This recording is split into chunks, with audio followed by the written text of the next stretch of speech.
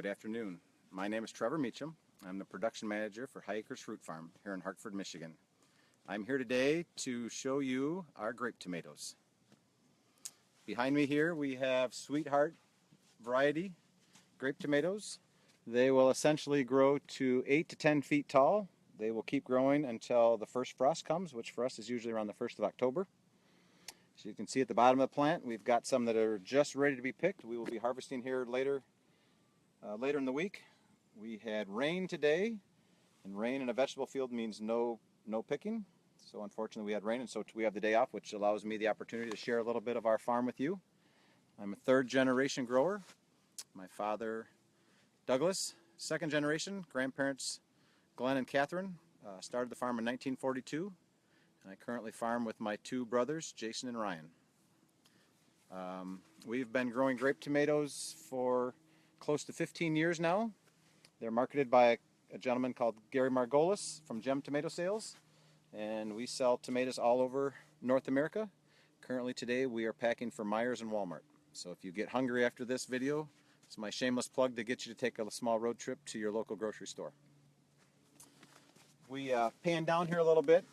Tomatoes grow, see if I can get one to come off without dropping them. They grow from the inside out, which means that the ones closest to the plant get riper first. Of course, I should have picked one that comes off earlier. So the ones on the inside ripen first, and they slowly ripen their way out. When we're picking grape tomatoes, we just try to pick the nice red ones. They have the most sugar and the best flavor. We'll leave these for another week, and a week from now will come and they will be nice and red and just right for eating.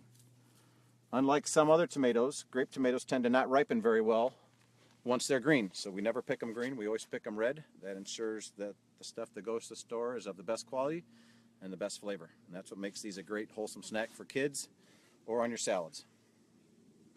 A little bit about the production system here. We have learned that to grow good grape tomatoes you need to farm the sunlight. So our goal is to get the plant to grow higher. The higher we go, the more sun that they can get. Sunlight is free. It doesn't cost us anything to grow up. It costs money to grow sideways when you're doing acres, but up is free. So we have developed a trellis system using post and rebar and high tensile wire that essentially keeps the plants growing up taller as the summer goes along. It's easy for people to pick, for the employees. Essentially it's easy to spray and to take care of. We do a plasticulture system. There's a trickle tube underneath the irrigation, or there's a trickle irrigation tube under the plasticulture here. They get water and fertilizer every day that it doesn't rain, and that allows the plants to stay cleaner. The fruit doesn't get dirt splashed on it when it rains. It's up off the ground. It's better for disease and insect potential. And it just makes a much better system. Unfortunately, at the end of the year, we have to take it all down and start over for crop rotation purposes. Some other interesting things, tomatoes have lots of little flowers. These are indeterminate tomatoes. They will continuously flower until the first frost comes. Not like some day neutral varieties that only flower at certain times. These will continue to flower. So this plant will have fruit, ripe fruit, green fruit, flowers, buds, up until the first frost comes and kills it, which is nice because it can continuously produce if you have a late fall. But on the other hand, some of this top stuff up here, this stuff will never make a marketable tomato. It just won't have time to get ripe. In Michigan, we're going to have some cool nights and good heavy dews in the morning, and the plant will just start to slow down. So essentially this top third here becomes a non-productive portion. But as long as that's good and healthy, it'll keep giving us really good sweet tomatoes on the bottom. A grape tomato plant at our farm gets picked once every 5 days. And we have about 20 acres of grape tomatoes. And that keeps a lot of people busy every day. Several people packing tomatoes and several people picking. It's a great little niche for our farm. We also have apples and cherries and strawberries, grapes, plums, corn, soybeans, wheat, and a little bit of peppers on the side. So we're a little bit of everything. Diversity has been a good mantra for us because in a year when we have a disaster somewhere, sometimes the other crops pick up that slack, and so that able to keep us farming for another year. Let's see, what else should we talk about here? We have a specialized sprayer that we have developed that sprays over the top of these because they are so tall. We only spray when needed, as needed. Since this has been a low year for insects, so we really haven't had to do much insect control. The plasticulture system, because the plant's up, keeps us out of needing a lot of fungicides. It's been a really good system for that case. once we start picking them, essentially there's not a lot we can do with spray anyway, because you can just take them and eat them just right off the plant, and it's a great snack, like I said earlier. Let's walk down here a little bit, and I have a packed box of grape tomatoes I'll show you guys.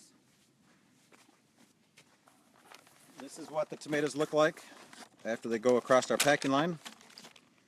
The Spencer brand is our label, and that's what they look like after they've run across the packing line. And we will do a couple thousand flats a day, times 12, say 10,000 of these little pints a day on a good day. If we could get some days without rain, we'd have a few more productive days.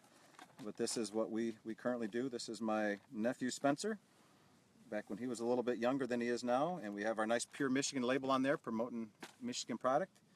And this has been really good for our farm to have its own private label. People have been able to identify with it, and because we're a small farm and we do things more of a niche style, it has allowed us to have a following where people pay a little bit of a premium for our label because they know it is of good flavor, high quality, and they're promoting local agriculture. I'm not sure what cue to keep going, so I shall. A little longer. Yeah. Well, I'd like to thank everyone for taking the time to watch this. I hope I've been of some benefit and gave you a little bit of a science lesson and a little bit of a history lesson, and thank you for the opportunity to share a little bit of our farm. If you have any questions, feel free to shoot them to the department, and I will see if I can find you the answers. Thank you, and have a great afternoon.